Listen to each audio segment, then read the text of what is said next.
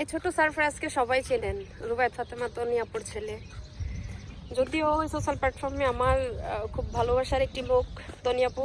আমি ব্যক্তিগতভাবে ওনাকে অনেক ভালোবাসি বা অনেক বড় ফ্যান বললেই চলে। সেখান থেকে বলতেছি, আপনারা অনেকেই ইতিমধ্যে জানতে পারছেন যে ওনার হাজব্যান্ড অসুস্থ, অনেকটাই খারাপ সিচুয়েশন পার করতেছে।